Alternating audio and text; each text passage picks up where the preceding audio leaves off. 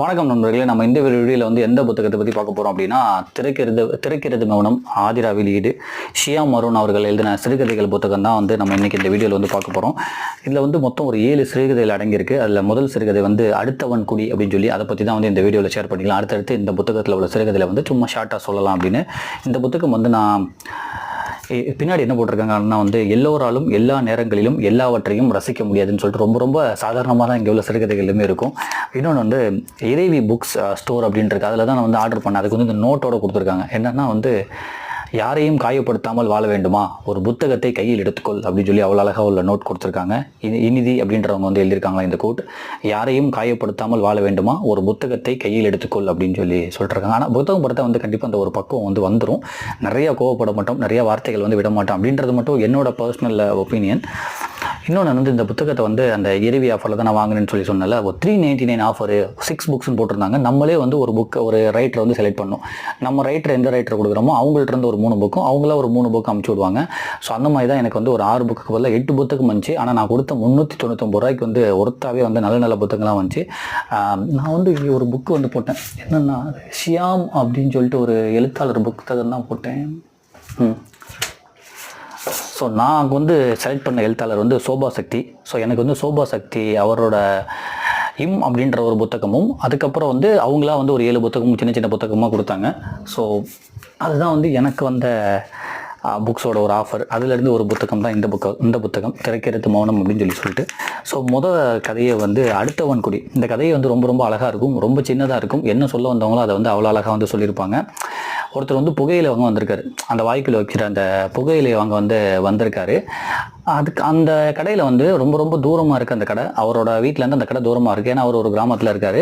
அந்த கடையில் இல்லைன்னா வேறு கடைக்கு தான் போகணும். அது வந்து அடுத்த ஊர், அது ஒரு 20 கிலோமீட்டர். அதனால் அவர்கிட்ட உள்ளது அந்த ஒன்றா வாங்கி வச்சு அதை வாயில் வச்சுக்கிட்டே இருப்பார். அதுக்கப்புறம் முடிஞ்சவொடனே போய் வாங்க வரான்.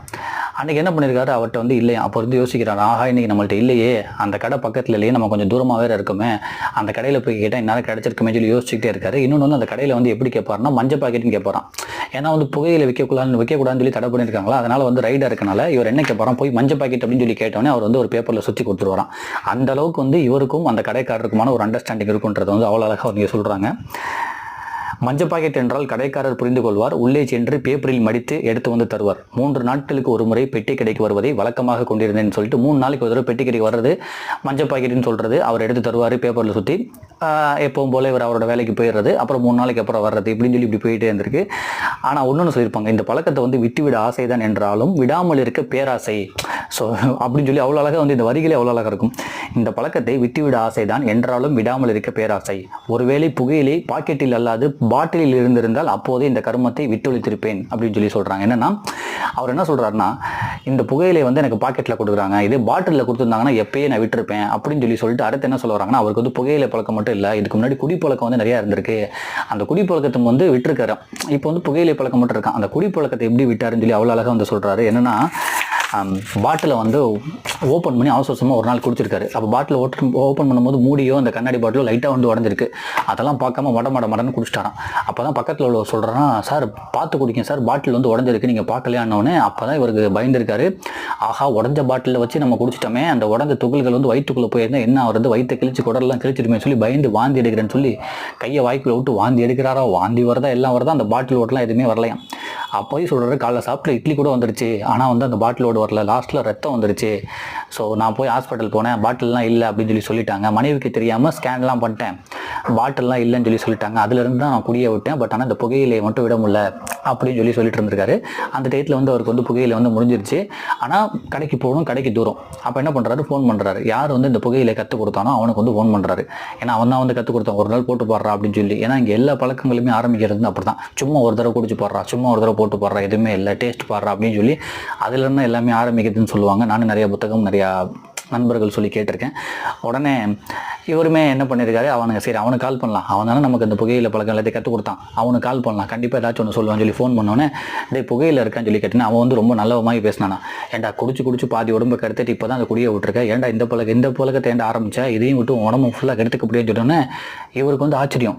ஏன்டா நீ தானடா இதெல்லாம் கற்றுக் கொடுத்தேன்டா, நீ இப்போ நல்லவமாக பேசுகிற, சரிடா எனக்கு இருக்கிறத கொடுறான்னு. இல்லை என்கிட்ட ஒரு 2 நாளைக்கு தானடா இருக்குது, நீயே போய் வாங்கிக்கோ கடையில். கடைக்கு ரொம்ப தூரம்டா அப்படின்னா அதுக்கு பரவாயில்ல, நீ அடுத்த கடையாச்சும் போய் வாங்கிக்கோ, என்கிட்ட இப்போ இல்லை இல்லைன்னு சொல்லிட்டாரு. ஆக வேறு வழி இல்லை, இப்போ நம்ம தான் போகணும்னு சொல்லிட்டு அவர் வந்து புகையிலை வாங்குறதுக்காக போகிறாரு. அப்போ வந்து நடந்த ஒரு சின்ன ஒரு விஷயத்த சொல்லி அந்த கதையை வந்து அழகாக முடிக்கிறாங்க. எப்பவும் உள்ள கடைக்கு வந்து போகிறாராம். அங்கே பார்த்தா ஒரு போலீஸ்கார் வந்து நின்றுக்கிட்டு இருக்காராம். போலீஸ்கார் வந்து மப்டியில் வந்திருக்காராம். இவர் சொல்கிறாரு, ஆகா எனக்கு வந்து அவர் போலீஸ் வந்து யூனிஃபார்மில் இருந்திருந்தால் கூட தெரிஞ்சிருக்கும், ஆனால் மப்டியில் இருந்திருக்கிறனால எனக்கு தெரியல, நான் பக்கத்தில் வந்துட்டேன், இல்லைனா தூரமாக இருந்து பார்த்தப்பே நான் ஓடி போயிடுவேன் புகையில வாங்காமல். இப்போ நான் அந்த கடைக்கு வந்து பக்கத்தில் வந்துட்டேன், மஞ்சள் பாக்கெட் அப்படின்னு சொல்லி கேட்டால் அவர் புகையில கொடுத்துருவார். ஆனால் இப்போ என்னால் கேட்க முடியாது, அவரால் கொடுக்க முடியாது. போலீஸ்கார் வந்து மப்டியில் நிற்கிறாரு. அந்த மப்டியில் நிற்கிறாருன்ற போலீஸ்கார் வந்து இவனுக்கு எப்படி தெரியும்னா, இவனை வந்து அந்த போலீஸ்காருக்கு தெரியுமா, போலீஸ்காருக்கு வந்து இவனை தெரியுமா.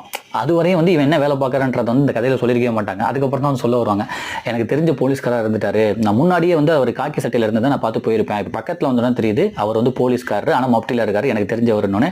இவர் வந்து சார்னு கூப்பிட்றாராம். சார் என்ன சார் இந்த பக்கம் அப்படின்னோடனே பார்த்தா அப்போ தான் தெரியுது இவர் வந்து விஏஓவான். ஸோ அந்த ஊர் விஏஓவான் இவர். அங்கே வந்து வேலைக்கு போகணுமா, 10 மணிக்கு 12 மணிக்கு எப்போ வேணாலும் போய்க்கலாமா. ஃபோன் பண்ணி வந்து என்னை யாராச்சும் பார்க்க வந்திருந்தா மத்தியானத்துக்கு மேலே வர சொல்லு, நான் ஒரு வேலையாக போகிறேன்னு சொல்லிட்டு புகையில வாங்குறதுக்கு அந்த கடைக்கு வந்திருக்காரு. ஏன்னா ரொம்ப தூரம் அந்த கடை, அந்த ஊர்லேயே அந்த ஒரு கடை தான் இருக்குன்னு. அப்போ தான் அந்த போலீஸ்காரை பார்த்துருக்காரு. போலீஸ்கார் வந்து இவரை பார்த்தோன்னே, என்ன சார் நல்லா இருக்கீங்களா சார், ஆஃபீஸ் போகலையான்னு கேட்டோன்னே அப்போ தான் கடைக்காரரே முழிக்கிறாராம். ஏன்னாடா இத்தனை நாள் நம்மள்ட்ட வந்து புகையில வாங்கிட்டு போயிட்டு இருப்பாரு, இப்போ ரைடு வேறு வந்துட்டு கேட்டுட்டு இருக்காங்க, இருக்கான்னு நம்ம வேறு இல்லைன்னு சொல்லிட்டோமே, இவரை பார்த்தா சாருன்றாரு விஏஓ, ஒருவேளை இவர் தான் வந்து போலீஸ் வந்து வர சொல்லிட்டு போகிறான்னு சொல்லி அவருக்கு ஒரு டவுட்டாக இப்படி பார்க்குறாராம். இவருக்குமே அந்த டவுட் வந்துருச்சான், ஒருவேளை நம்ம தான் இவரை வர சொல்லியிருக்கோம்னு சொல்லி அந்த கடைக்காரர் தெரிஞ்சிருக்கும். இதுவரையும் நம்ம என்ன வேலை பார்க்குறோம் விஏஓ எதுவுமே தெரியாது, நார்மலாக வந்து வாங்கிட்டு போவோம். இப்போ கடைக்காரருக்குமே டவுட் வந்துருச்சான். உடனே போலீஸ்கார் வந்து கேட்குறாரு, என்ன சார் இந்த பக்கம் நீங்கள் ஆஃபீஸ் போகலையானோன்னே, இல்லை சார் இனிமேல் தான் லேட் ஆகும் கொஞ்சம் இந்த பக்கம் ஒன்று. சரி சார் நீங்கள் வந்ததை வாங்கிட்டு போங்க சார் அப்படின்னோடனே அதுக்கு இவர் கேட்டிருக்காரா, நீங்கள் என்ன சார் எங்கேன்னொன்னே, இல்லை சார் புகையிலெல்லாம் விற்கக்கூடாதுன்னு சொல்லி இங்கே நான் நிறையா சொல்லியிருக்கேன், இங்கே ஏதோ விற்கிறதா எனக்கு இன்ஃபர்மேஷன் இருந்துச்சு, அதை அந்த கடையில் விசாரிச்சுக்கிட்டு இருக்கேன், இவர் புகையில விற்கிறாரு. இவர் என்ன சொல்கிறாரு, நானும் அதெல்லாம் விற்கிறது இல்லை அப்படின்னு சொல்லி சொல்கிறாரு, அதனால தான் சார் நான் வந்து செக் பண்ணிக்கிட்டு இருக்கேன் அப்படின்னோடனே அதுக்கு வந்து நம்ம விஏஓ சார் வந்து அவர் நினைக்கிறத சூப்பராக சொல்லுவாங்க, நம்ம இந்த விஷயத்தில் உள்ளே பூந்து அவர் வச்சிருக்க மாட்டார் அப்படின்னு சொல்லி சொன்னால் நம்மளை பிடிச்சிருவாங்க, அதனால் நம்ம பட்டும் போடாமையும் பேசுவோம்னு சொல்லிட்டு என்ன விஏஓ சார் என்ன சொல்கிறாரா, சார் ஸ்கூல் பக்கத்தில் தான் சார் இருக்குது, இங்கேருந்து 1 கிலோமீட்டர் 2 கிலோமீட்டரில் ஸ்கூல் இருக்குது, எப்படி சார் அவர் இருப்பார், அப்போ சொல்கிறது கரெக்டாக தான் சார் இருக்கும் அப்படின்னு சொல்லிட்டு சரி சார் நீங்கள் பார்த்துக்கோங்க நான் கிளம்புறேன் அப்படின்னு. வாங்க எதுக்கு சார் வந்தீங்க, வந்ததை வாங்கிட்டு போங்க, ஏன் சும்மா போகிறீங்கன்னு. இல்லை சார் நான் வாங்க வந்தேன்னு சொல்லி கடையை ஃபுல்லாக பார்க்குறாராம். ஏன்னா இவர் வாங்க வந்தது புகையில, போலீஸ்கார் வந்து தெரிஞ்சவர் ஆகிட்டார்.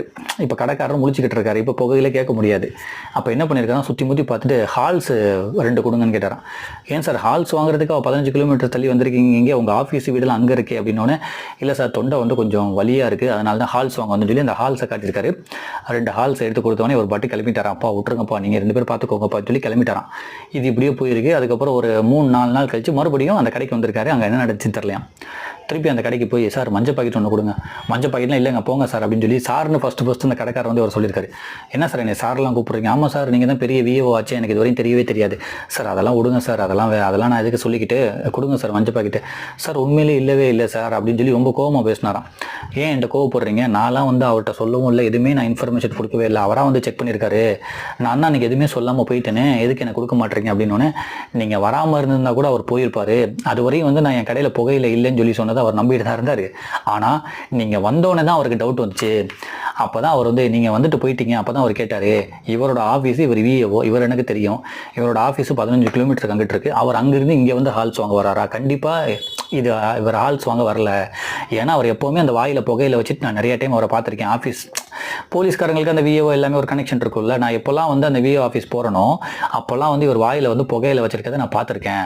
அப்போ அவர் சுற்றி முற்றி இந்த கடைக்கு வந்து உன்ட்ட வந்து ஏதோ ஒன்று வாங்க வர்றாருன்னா கண்டிப்பாக புகையில தான் இருக்குன்னு சொல்லி அதுவரையும் வந்து அவர் டவுட் வரல சார், நீங்கள் வந்தோன்னு தான் டவுட் வந்துட்டு அந்த என்கிட்ட வந்து எல்லாத்தையுமே எடுத்துகிட்டு போயிட்டாரு, ஃபைனையும் போட்டுட்டு போயிட்டாரு, இனிமேல் இங்கே புகையெல்லாம் வராதுன்னு சொல்லி விரட்டி விட்டாருன்னு சொல்லி அவ்வளோ அழகாக சொல்லுவாங்க. அதுக்கு வந்து கிளைமேக்ஸில் அவர் என்ன சொல்லுவார் வந்து, நான் எனக்கு குடிக்கிற பழக்கம் இருந்துச்சு, குடியாச்சும் வந்து என்னோட குடியை மட்டும் தான் கிடச்சிச்சு.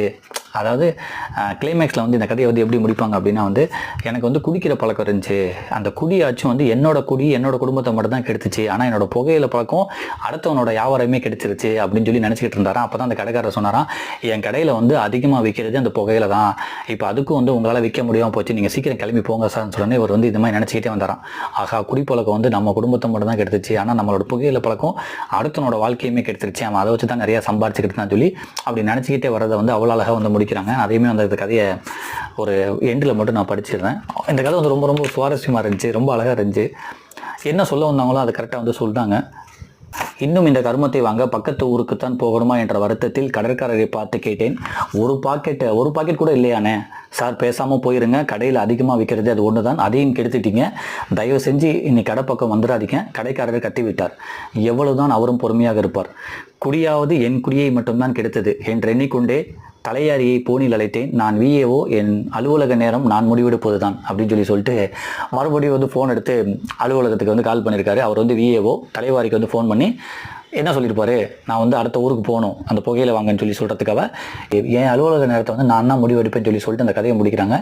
என்ன பண்ணியிருப்பார் அப்படின்னு வந்து மறுபடியும் வந்து அந்த தலையாரிக்கு ஃபோன் பண்ணி, நான் விஏஓ பேசுகிறேன், அவர் தெரியும்ல, தலையாரிக்கு ஃபோன் பண்ணி எனக்கு இன்னொரு வேலையாக இருக்குது, சொன்னால் இன்னைக்கு காலைல வரமாட்டேன், மதியானம் தான் வந்து நான் ஆஃபீஸுக்கு வருவேன்னு சொல்லி யாரெல்லாம் மனு கொடுக்க வந்திருக்காங்களோ அவங்கள்ட்ட சொல்லிடு அப்படின்னு சொல்லிட்டு இவர் அடுத்த ஊருக்கு அந்த புகையில தேடி போயிருப்பார் அப்படின்னு சொல்லி இந்த கதையை வந்து முடிக்கிறாங்க.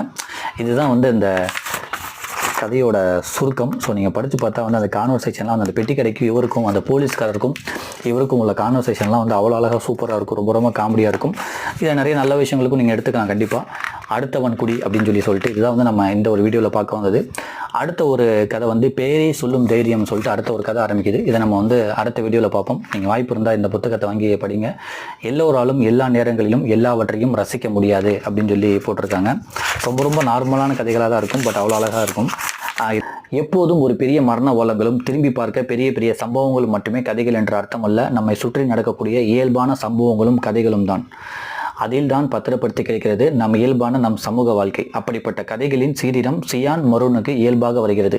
ஒவ்வொரு கதையும் நம் ஊர் பக்கத்தை ஞாபகப்படுத்துகிறது, ஒரு சிரிப்பை உண்டாக்குகிறது, நம் விரல்களை பிடித்து வா கடைக்கு போகலாம் என கூட்டிக் கொண்டு போகும் எழுத்தாக ஷியாமினுடையது இருக்கிறதுன்னு சொல்லிட்டு அழகாக அந்த முதல் கதையை வந்து அப்படி தான் அந்த பெட்டி கடையில் பேசுறது, அந்த ஊருக்குள்ள வந்து அந்த ஒரு கடை தான் இருக்குன்னு சொல்றதுலாம் வந்து நம்மளே வந்து வான்னு சொல்லி கடைக்கு கூட்டிட்டு போகிற மாதிரி இருக்கும், அந்த ஊருக்குள்ளே கூட்டிட்டு போகிற மாதிரி இருக்குன்னு சொல்லி ஒரு வாழ்த்துக்கள் சொல்லியிருக்காரு அந்த எழுத்தாளருக்கு. வாழ்த்துக்கள். ஒரு காலத்தில் தன் மண் சார்ந்த எழுத்தாளர்கள் மிக முக்கியமானவராக ஷியாம் வர வாய்ப்பு இருக்கிறது, நான் விரும்புகிறேன்னு சொல்லிட்டு அந்த வாழ்த்து செய்தி சொல்லியிருக்காரு. முதல் கதையை வந்து அவ்வளோ அழகாக வந்து சூப்பராக இருக்கு. நம்ம அடுத்தடுத்த கதைகளுமே இந்த புத்தகத்தில் பார்ப்போம். திரைக்கிறது மௌனம் புத்தகம், ஆதிரா வெளியீடு, ஷியாம் மரோன் சிறுகதைகள்னு சொல்லிட்டு நீங்களுமே வாய்ப்பு இருந்தால் வாங்கி படிங்க. நன்றி.